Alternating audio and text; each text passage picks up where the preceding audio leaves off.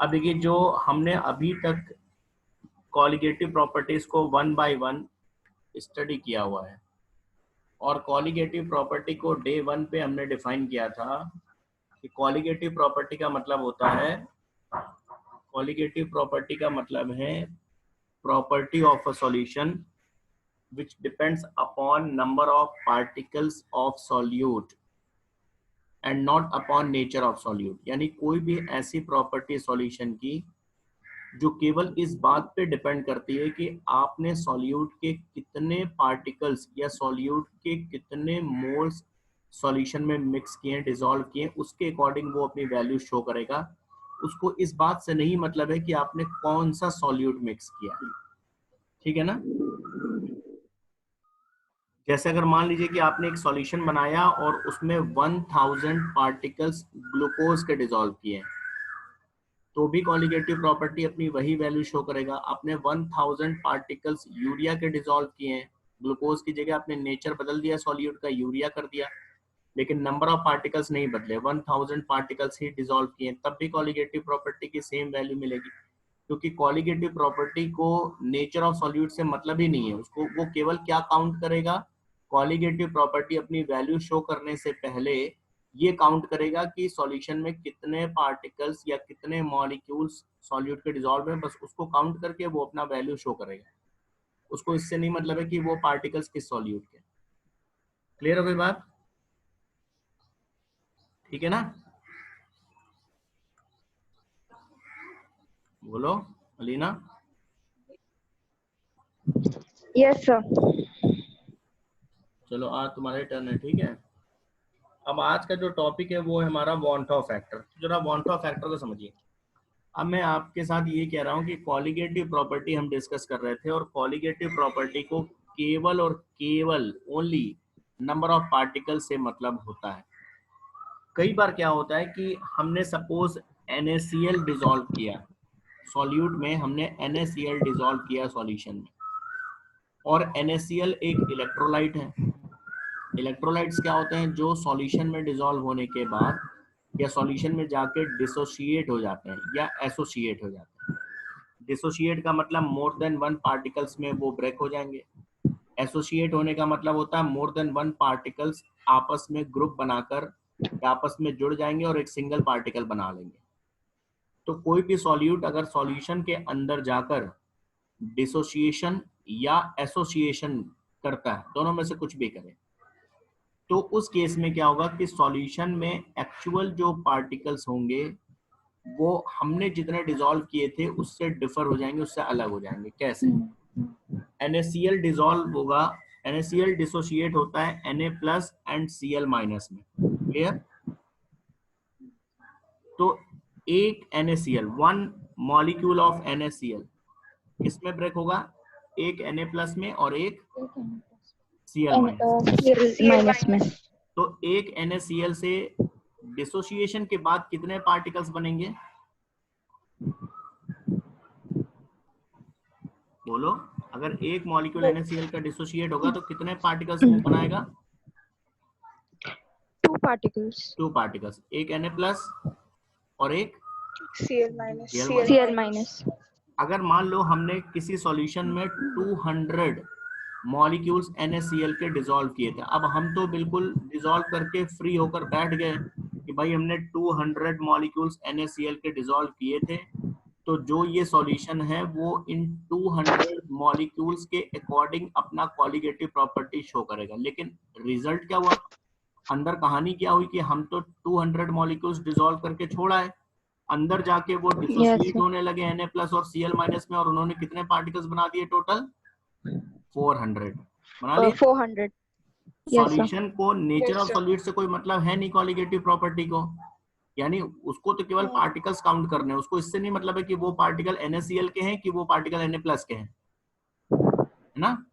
Colligative property को solute के nature से कोई मतलब नहीं, उसको कितने पार्टिकल रिसीव हुए हैं वो उसको देखेगा और उसके अकॉर्डिंग अपनी वैल्यू शो करेगा। अब उसको पार्टिकल मिले हैं टोटल 400, 200 पार्टिकल्स Na प्लस के और 200 पार्टिकल्स Cl माइनस के। तो उसको तो 400 पार्टिकल्स मिले ना, अंदर जाके वो पार्टिकल जो हमने 200 डिसॉल्व किए थे वो अंदर जाकर कितने हो गए? 400 हो गए। 400। अब हमने जो 200 पार्टिकल्स डिसॉल्व किए तो हमारी एक्सपेक्टेशन तो 200 पार्टिकल्स के अकॉर्डिंग है। हम तो अपनी एक्सपेक्टेशन ये करेंगे कि ये इन 200 पार्टिकल हमने डिसॉल्व किए तो 200 पार्टिकल के अकॉर्डिंग ये अपनी कॉलिगेटिव प्रॉपर्टी शो करेगा, चाहे हम एलिवेशन इन बॉइलिंग पॉइंट या डिप्रेशन इन फ्रीजिंग पॉइंट या ऑस्मोटिक प्रेशर, किसी भी कॉलिगेटिव प्रॉपर्टी के लिए हमारा जो एक्सपेक्टेड वैल्यू है वो तो 200 पार्टिकल के अकॉर्डिंग होगा, क्योंकि हमें ये कहानी नहीं मालूम थी कि अंदर जाके वो सॉल्यूट क्या करने वाला है, ठीक है ना।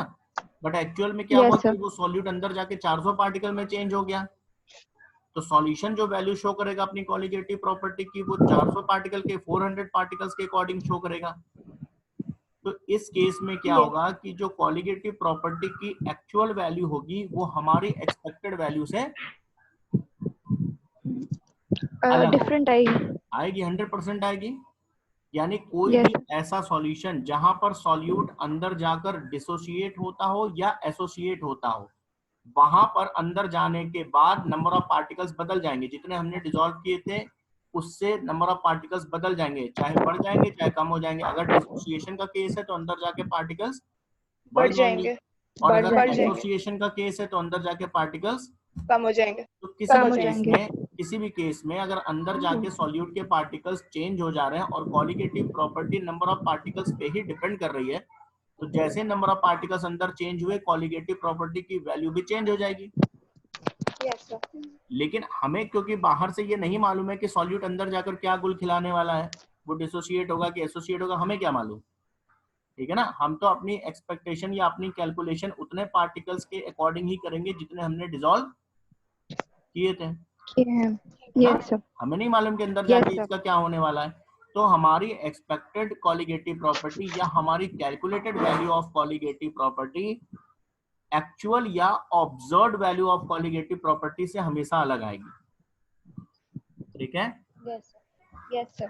बोलो, बात समझ में आई कि नहीं आई? Yes sir. Yes sir. अब कौन सी वैल्यू ज्यादा आएगी ये डिपेंड करेगा कि अंदर जाकर क्या होने वाला है। जैसे हम एग्जांपल लें, अगर मान लीजिए कि केस डिसोसिएशन का है, ठीक है ना, तो डिसोसिएशन में क्या होता है, जैसे NaCl है तो वो अंदर जाकर चेंज हो रहा है किसमें, Na प्लस में और Cl माइनस में। तो डिसोसिएशन के केस में नंबर ऑफ पार्टिकल्स हमेशा बढ़ेंगे अंदर जाके, ठीक है। यस।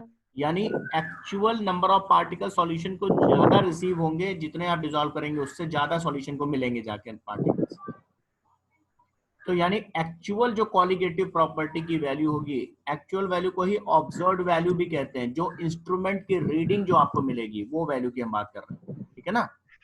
जो एक्चुअल या जो ऑब्जर्व्ड या जो इंस्ट्रूमेंटल वैल्यू कॉलिगेटिव प्रॉपर्टी की मिलेगी वो हमेशा आपके एक्सपेक्टेड या आपकी कैलकुलेटेड वैल्यू से ग्रेटर होगी।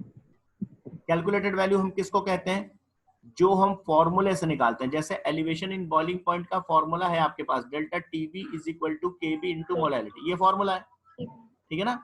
Yes sir. हमने सॉल्यूट डिसॉल्व किया है, अगर हमने सॉल्यूट डिसॉल्व किया है तो हमें मालूम है कि हमने इतना सॉल्यूट डिसॉल्व किया है, ये मोलैलिटी होगी सॉल्यूशन की, ठीक है ना।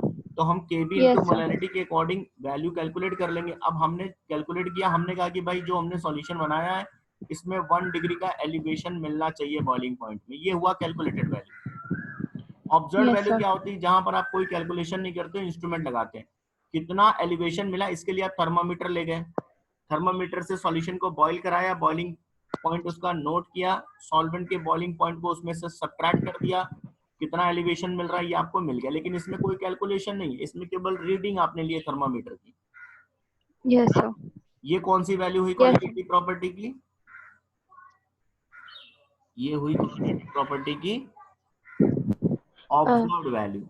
ऑब्जर्व्ड, इसी को ऑब्जर्व्ड वैल्यू या एक्चुअल वैल्यू यही है जो ऑब्जर्व्ड वैल्यू है।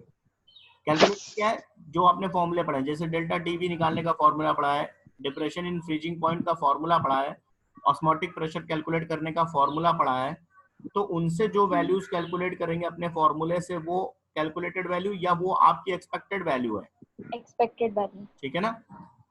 अगर कोई अंदर जाकर न तो डिसोसिएट हो और न एसोसिएट हो, ऐसे सॉल्यूट जो नॉन इलेक्ट्रोलाइट हैं, जिनका नाइदर डिसोसिएशन होगा नॉर एसोसिएशन होगा, वहां पर नंबर ऑफ पार्टिकल्स जो आप डिसॉल्व करोगे उतने ही सॉल्यूशन में प्रेजेंट भी होंगे, है ना। Yes, sir. वहां पर जो सॉल्यूशन अपनी कॉलिगेटिव प्रॉपर्टी की वैल्यू शो करेगा, रीडिंग जो शो करेगा, और जो आप फॉर्मूले से जो कैलकुलेट करोगे वो दोनों वैल्यूज सेम होंगे। सेम Same समझ होंगी। में आएगी नहीं। तो similar Yes, sir. Observed colligative property की और कैलकुलेटेड कॉलिगेटिव प्रॉपर्टी की वैल्यू सेम होंगी, लेकिन वहां पर होंगी जहां पर सॉल्यूट आपका नॉन इलेक्ट्रोलाइट हो, जैसे Light. कि Non-electrolyte. है, यूरिया है, प्रोटीन है, कार्बोहाइड्रेट है, ये सब नॉन इलेक्ट्रोलिटिक सॉल्यूट्स होते हैं, ठीक है। Yes, sir. लेकिन जहां पर इलेक्ट्रोलिटिक सॉल्यूट आप लगाएंगे, जैसे NaCl का केस, NaCl का सॉल्यूशन बनाए, कैल्शियम क्लोराइड का सॉल्यूशन बनाए, जितने भी आयनिक कंपाउंड्स हैं, इनका अगर आप कोई सॉल्यूशन Yeah. बनाएंगे तो डेफिनेटली, क्योंकि ये डिसोशिएट होते हैं, तो डेफिनेटली आपके कॉलिगेटिव प्रॉपर्टी की ऑब्जर्व्ड वैल्यू या इंस्ट्रूमेंटल वैल्यू ऑलवेज आपकी कैलकुलेटेड या एक्सपेक्टेड वैल्यू से ग्रेटर होगी ही होगी, Greater होगी। ठीक है। Yes, sir. अब जरा इसके रिवर्स एसोसिएशन के केस को मानते हैं। एसोसिएशन किसको कहते हैं? जब बहुत सारे मॉलिक्यूल्स आपस में जुड़कर एसोसिएट होकर एक सिंगल यूनिट बना लें, ठीक है। Yes, sir. जैसे मान लीजिए A+A, ये 2 मॉलिक्यूल्स हैं अलग अलग, ठीक है, और Yes, sir. ये जुड़कर एक मॉलिक्यूल बना लेते हैं A2 या B मान लो, यानी A और A 2 मॉलिक्यूल हैं, ये दोनों मॉलिक्यूल आपस में जुड़ जाते हैं और एक सिंगल यूनिट बना लेते हैं बी। इसको कहते हैं हम एसोसिएशन, और एसोसिएशन में भी इसको स्पेशली कहेंगे हम डाइमर फॉर्मेशन। डाइमर मतलब जहां पर 2 मॉलिक्यूल्स एसोसिएट होकर एक सिंगल Two मॉलिक्यूल। molecules.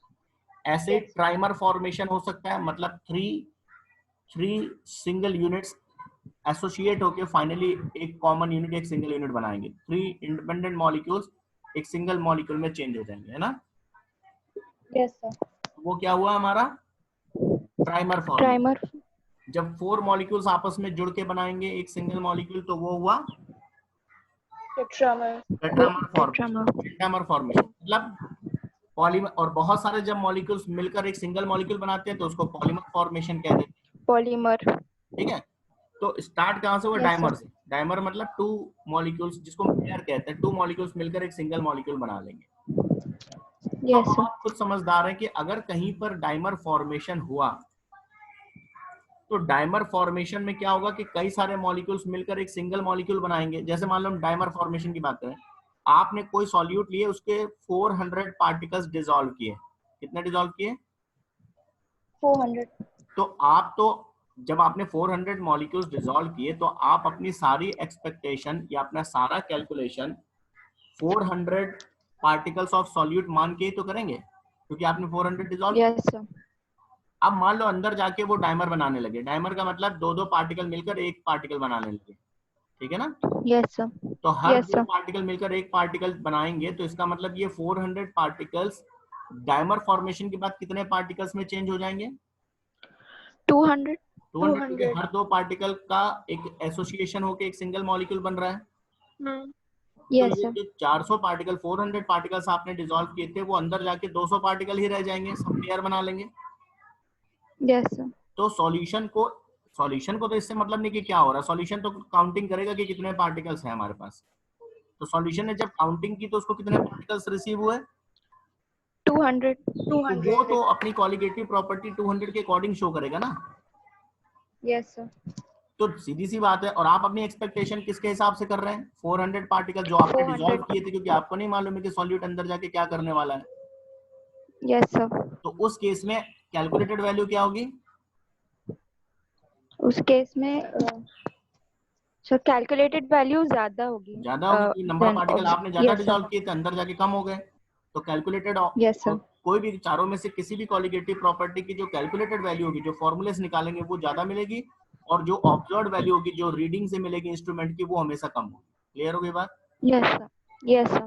ठीक है। तो इस मिसमैच को खत्म करने के लिए, यानी इसी प्रॉब्लम को सॉल्व करने के लिए एक टॉपिक आता है वांट ऑफ फैक्टर, ठीक है ना, ताकि Yes. आपको कैलकुलेटेड और ऑब्जर्व्ड वैल्यू सिमिलर मिले, उसके लिए हम लोग वांट ऑफ फैक्टर पढ़ते हैं। तो जरा वांट ऑफ फैक्टर क्या है जरा समझिएगा। वांट ऑफ फैक्टर किसी भी कॉलिगेटिव प्रॉपर्टी की ऑब्जर्व्ड वैल्यू ऑब्जर्व वैल्यू समझ में आ रही है? ऑब्जर्व वैल्यू किसको कहते हैं हम लोग?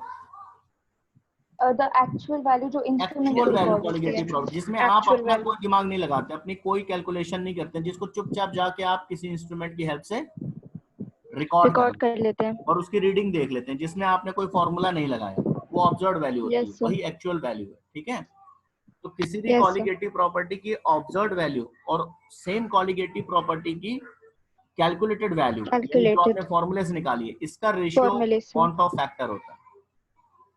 ओके सर, इसका जो रेशियो है वो उस सॉल्यूशन का पॉइंट ऑफ फैक्टर होगा।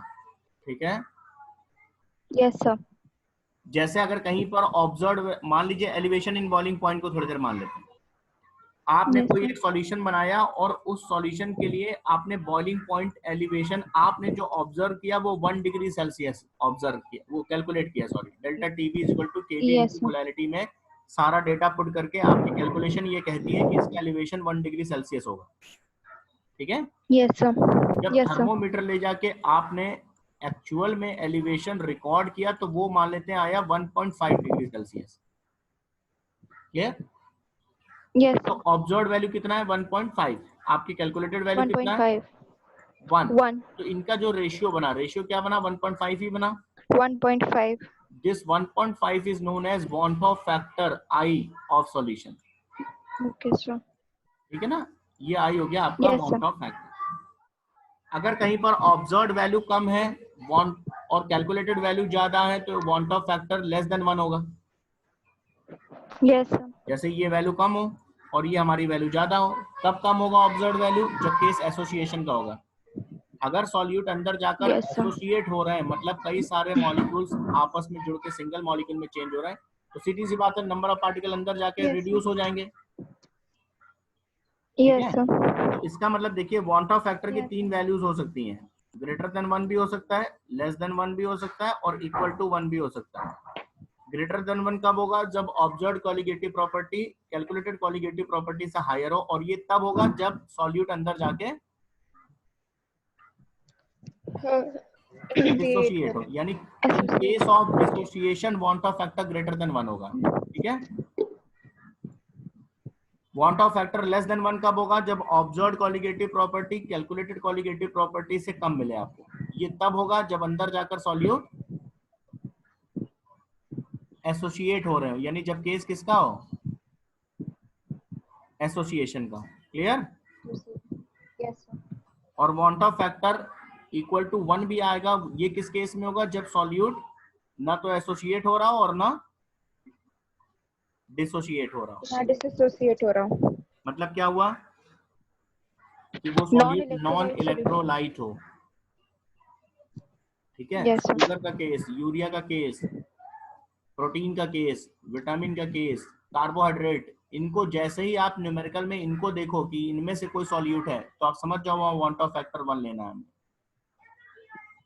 ठीक है, यस सर, अच्छा अब देखिए इस बॉन्ड ऑफ फैक्टर की सेकंड डेफिनेशन क्या है? एक डेफिनेशन तो ये जो कॉलिगेटिव प्रॉपर्टी है वो डिपेंड किस पे कर रहा है? नंबर ऑफ पार्टिकल्स पे सॉल्यूट के, है ना? यस सर, तो कॉलिगेटिव प्रॉपर्टी की सेकंड डेफिनेशन, हम कॉलिगेटिव प्रॉपर्टी कैसे कैलकुलेट करेंगे?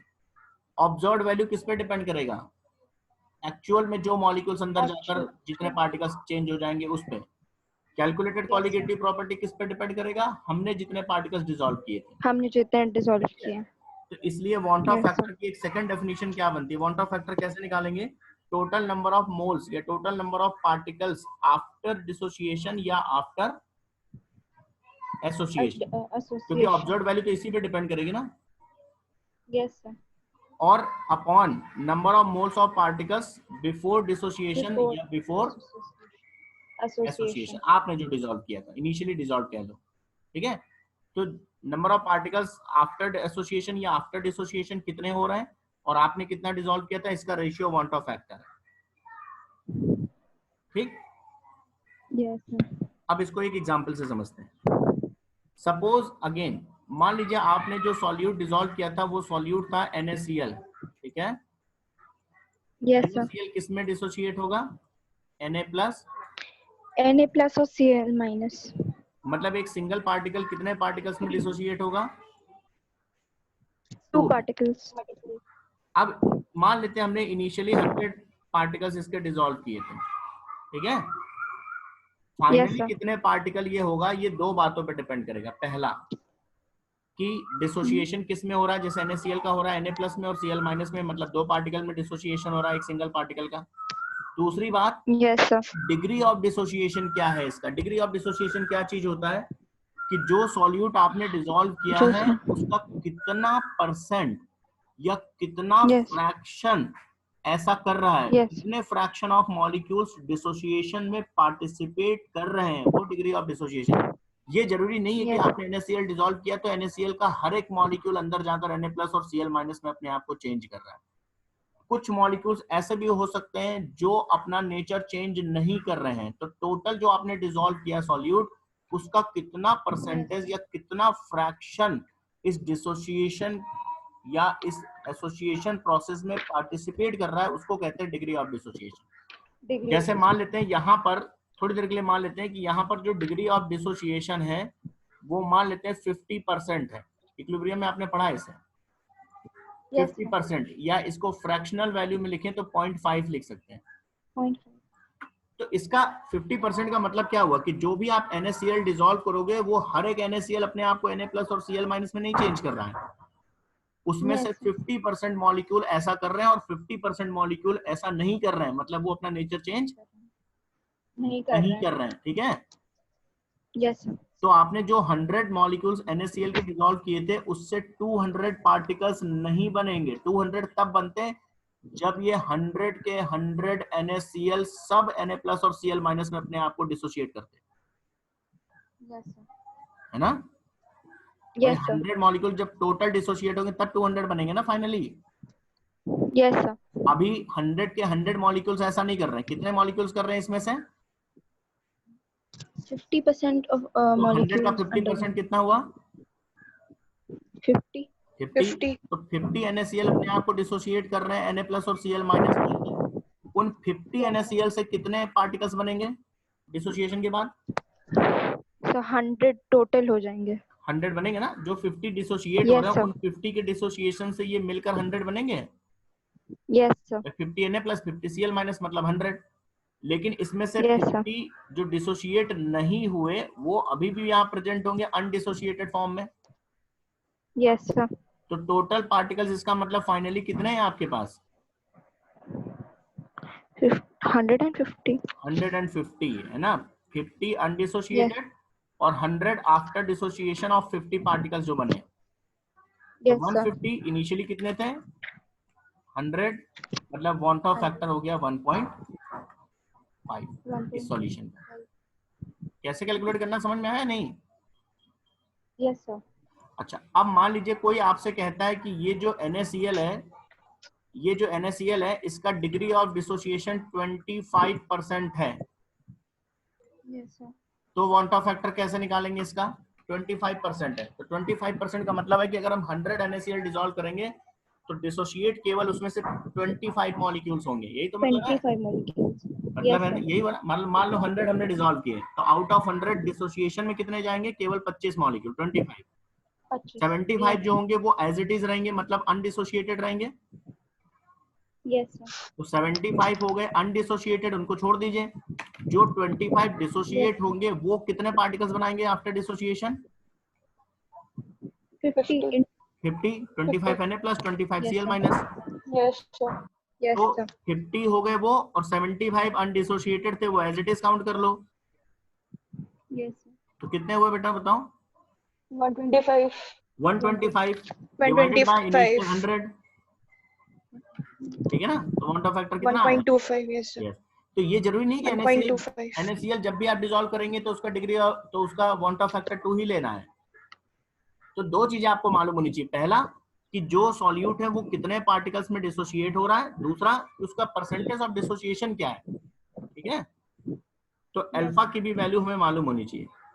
क्लियर हो गया? Yes sir. बोलो। Yes sir. तो अब जरा देखिए यहाँ पर डिसोसिएशन के लिए, डिसोसिएशन जब भी होगा तो हम कैसे वांट ऑफ फैक्टर कैलकुलेट करेंगे, यहाँ पर दिया हुआ है। अब इस फॉर्मूले को देखिएगा। जब भी कोई डिसोसिएशन का कोई केस आएगा तो वहां पर वांट ऑफ फैक्टर की वैल्यू होगी 1 plus n minus 1 into alpha. ये वांट ऑफ फैक्टर आप कैलकुलेट करेंगे। इसमें क्या क्या चीजें, n क्या है, n है नंबर ऑफ पार्टिकल्स, कितने पार्टिकल्स में वो सॉल्यूट ब्रेक हो रहा है। जैसे NaCl Na प्लस और Cl माइनस में ब्रेक हो रहा है, तो NaCl के लिए n की वैल्यू 2, CaCl2 मान लेते हैं, कैल्शियम क्लोराइड। तो कैल्शियम क्लोराइड जब ब्रेक होगा तो कैल्शियम आयन में और प्लस 2 क्लोराइड आयन में ब्रेक होगा। Yes, sir. तो उसके लिए n की वैल्यू 3.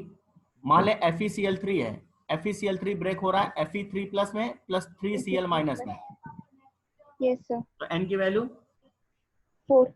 ठीक है ना। 4. तो पहली चीज हमें ये मालूम हो कि n क्या चीज है, सॉल्यूट का एक मॉलिक्यूल कितने आयंस में ब्रेक हो रहा है, वो n है। दूसरी चीज Yes, अल्फा, यानी डिग्री ऑफ डिसोसिएशन क्या है। ये दो चीजें मालूम होंगी तो हम डिसोसिएशन के केस के लिए वांट ऑफ फैक्टर कैलकुलेट कर लेंगे। यहाँ पर देखिए मैंने एग्जांपल के थ्रू समझाया आपको। जैसे NaCl डिसोसिएट हो रहा है Na plus plus Cl minus. तो यहाँ n की वैल्यू क्या है 2, 2. Van't of 2. फैक्टर हो जाएगा 1 प्लस n माइनस 1 अल्फा, यानी 1 प्लस 2 माइनस 1 अल्फा, मतलब 1 प्लस अल्फा। Yes, sir. अब अल्फा क्या होगा इस पे डिपेंड करेगा वो आई की वैल्यू। अगर मान लीजिए अल्फा 1 है, 100% डिसोसिएशन का केस मान लें, Yes, sir. तो अल्फा 1 होगा तब आई की वैल्यू हो जाएगी 2 उसी NaCl के लिए। Yes, sir. लेकिन अगर मान लो न्यूमेरिकल में डिग्री ऑफ डिसोसिएशन दिया है 0.5 यानी 50%, तो आप अल्फा की जगह 0.5 रखेंगे तो आंसर आ जाएगा 1.5। 1.5. अगर डिग्री ऑफ डिसोसिएशन 25% है मतलब 0.25, Yes, sir. तो 1. 1.25. ठीक है ना। Yes, sir. तो आपके पास फॉर्मूला है डिसोसिएशन ऑफ सॉल्यूट के केस में वांट ऑफ फैक्टर कैलकुलेट करने का फॉर्मूला है 1 प्लस n माइनस 1 अल्फा। दो चीजें मालूम होनी चाहिए, n और दूसरा मालूम होना चाहिए डिग्री ऑफ डिसोसिएशन। Alpha. अच्छा एक सॉल्यूट, दूसरा सॉल्यूट देखिए कैल्शियम क्लोराइड यहाँ पर दिया हुआ है ना। Yes, sir. Calcium chloride break होगा तो कैल्शियम प्लस और 2Cl माइनस में, तो n की वैल्यू तो आपको मिल गई यहाँ से। Yes, sir. n तो यहाँ पर क्लियर हो गया 3, तो 1 प्लस n माइनस 1 अल्फा लगाएंगे तो 1 प्लस 2 अल्फा इसका डिग्री ऑफ डिसोसिएशन, इसका वांट ऑफ फैक्टर आएगा 1 प्लस 2 अल्फा। Yes, sir. अब एग्जैक्ट वैल्यू क्या होगी ये अल्फा पे डिपेंड करेगा। Yes, sir. कुछ इलेक्ट्रोलाइट हम लोग पढ़ते हैं स्ट्रॉन्ग, कुछ इलेक्ट्रोलाइट वीक पढ़ते हैं। स्ट्रॉन्ग इलेक्ट्रोलाइट वो होते हैं जो 100% डिसोसिएट हो। Yes, sir. तो अगर न्यूमेरिकल किसी स्ट्रॉन्ग इलेक्ट्रोलाइट का है तो हम अल्फा 1 ले लेंगे, अपनी तरफ से ले लेंगे, जैसे HCl का केस है, NaCl का केस है, Yes, sir. ठीक है ना। लेकिन अगर कोई वीक इलेक्ट्रोलाइट है जैसे एसिटिक एसिड है, अमोनियम हाइड्रोक्साइड है, ये एज अ सॉल्यूट है, तो साथ में हमें अल्फा भी मालूम होना चाहिए। Yes, sir. क्लियर हो गया डिग्री ऑफ डिसोसिएशन किसी वांट ऑफ फैक्टर किसी डिसोसिएशन के केस में कैसे निकालेंगे। Yes, sir. अब जरा इसी तरह से हम एसोसिएशन के लिए आते हैं, क्योंकि वांट ऑफ फैक्टर जब तक नहीं कैलकुलेट करेंगे तब तक हम न्यूमेरिकल्स नहीं कर पाएंगे। वांट ऑफ फैक्टर है क्या पहले समझिए, observed colligative property upon calculated colligative property. Calculated. दूसरा या फिर ये कह सकते हैं number of final number of particles of solute upon initial number of particles of solute, है ना। Yes, sir. अब जरा देखिए वांट ऑफ फैक्टर एसोसिएशन के लिए कैसे निकालेंगे। हम यहाँ पर जैसे एक डाइमर का केस आपको समझा रहे हैं। मान लीजिए हमारे पास एक सॉल्यूट है A, उसके 2 मोल्स आपस में एसोसिएट होते हैं एंड आफ्टर एसोसिएशन ये बनाते हैं A2 एक सिंगल मॉलिक्यूल है। Yes, sir. डाइमर फॉर्मेशन यही होगा ना। Yes, sir. अब हमने मान लो इसमें 100 मॉलिक्यूल्स डिसॉल्व किए A के, ठीक है। Yes, sir. Yes, sir. क्योंकि 2 मॉलिक्यूल्स का एक सिंगल मॉलिक्यूल बन रहा है तो ये 100 मॉलिक्यूल्स कितने मॉलिक्यूल्स में बनाएंगे, चेंज होंगे 50. 50 में चेंज होंगे। तो फाइनल पार्टिकल्स Yes, हो गए sir. 50, इनिशियल हो गए 100. तो 50 अपॉन 100 यानी वांट ऑफ फैक्टर हो गया 0.5. लेकिन ये तो तब ना जब ये 100 के 100 मॉलिक्यूल्स एसोसिएशन प्रोसेस में इन्वॉल्व हो, Association. यानी फिर Yes. तो बात वही आती है ना कि हमें डिग्री ऑफ एसोसिएशन भी मालूम होना Association. चाहिए। अब अगर हम एक पॉइंट इसमें और ऐड कर देते हैं, हम कहते हैं कि यहाँ पर ये तो डाइमर फॉर्मेशन हो रहा है और यहाँ पर Yes, जो sir. डिग्री ऑफ एसोसिएशन है वो 50% है। ये डेटा और हो गया। Yes, sir. 50% degree of association का मतलब है कि ये पूरे 100 के 100 मॉलिक्यूल ऐसा नहीं करेंगे, नहीं करेंगे। इसमें से एसोसिएट कितने होंगे? 50. तो अब जरा इसमें से देखिए, इसमें से 50 तो आप एज इट इज छोड़ दीजिए, उनका कुछ नहीं होना है, यस सर। और 50 इसमें से होंगे जो डायमर फॉर्मेशन करेंगे। तो ये Yes, 50 sir. जो डायमर फॉर्मेशन करेंगे वो आफ्टर डायमर फॉर्मेशन कितने मॉलिक्यूल्स में चेंज हो जाएंगे? 25. 25, आधे रह जाएंगे। तो यानी अब Yes, हमारे sir. पास जो फाइनल पार्टिकल्स हैं वो कितने हैं? 25 57. 25 ही तो रहेगा ना खाली, 25. 75 Yes, ना, sir. 50 और तो under. अनएसोसिएटेड Yes, थे, sir. 75. 75 अपॉन 100 यानी 75. 0.75 आएगा। 75. Yes, sir. ठीक है ना? Yes, sir. मतलब एसोसिएशन के केस में भी हमें दो चीजें पता होनी चाहिए। पहली चीज कि एसोसिएशन का पैटर्न क्या है, मतलब पैटर्न इन द सेंस कि डायमर फॉर्मेशन है, ट्राइमर फॉर्मेशन है, टेट्रामर फॉर्मेशन है, क्या हो रहा है अंदर, कितने मॉलिक्यूल जुड़कर एक सिंगल मॉलिक्यूल में चेंज हो रहा है, पहली चीज। Yes. दूसरी चीज कि डिग्री ऑफ एसोसिएशन क्या है वहां पे, है ना? Yes, sir. तो जरा देखिए, एसोसिएशन के केस में जो हमारा वांट ऑफ फैक्टर कैलकुलेट करने का फॉर्मूला है इन केस ऑफ एसोसिएशन वो ये है। क्या फॉर्मूला है? 1 minus alpha plus alpha by N. M. यहाँ पर n क्या है? n है number of particles associating together, कितने पार्टिकल्स एक साथ जुड़ रहे वो n है। यानी अगर केस Yes, डायमर का है तो n की जगह 2. अगर केस या न्यूमेरिकल ट्राइमर का है तो n की जगह 3. केस टेट्रामर का है तो n की जगह 4. ठीक है ना? n वो पार्टिकल्स हैं, नंबर ऑफ पार्टिकल्स हैं जो आपस में जुड़ रहे हैं एक साथ, और अल्फा उनका डिग्री ऑफ Yes, एसोसिएशन है। Yes, sir. फॉर्मूला याद रखिएगा, 1 minus alpha plus alpha by N. यहाँ पर Yes, एक sir. एग्जांपल दे रहे हैं, मान लीजिए डायमर फॉर्मेशन कहीं पर हो रहा है, डायमर फॉर्मेशन का मतलब n की जगह 2 रखेंगे, Yes, sir. तो 1 minus alpha plus alpha by N यानी अल्फा बाई 2, M. तो ये Yes, आएगा sir. 1 minus alpha by 2 van't Hoff factor. अब अल्फा और Yes, हमें sir. मालूम होगा तो हम एग्जैक्ट डेटा मालूम कर लेंगे। Trimer formation Exactly. कहीं पर है तो इसका मतलब n is equal to, N is equal to 3. तो इसका मतलब वांट ऑफ फैक्टर हो जाएगा 1 minus alpha plus alpha by N, Alpha plus alpha by N. तो 1 Yes, minus sir. Alpha plus alpha by 3, तो ये आ जाएगा 1 3. Minus 2 alpha by 3। अब एग्जैक्ट वैल्यू के लिए अल्फा हमें और मालूम हो, Alpha man. Yes, sir. ठीक है ना? Yes, sir. क्लियर हो रहा है कि नहीं? Yes, sir. चलो अभी हम मीटिंग को फिर से स्टार्ट कर रहे हैं, ठीक है? Yes, sir.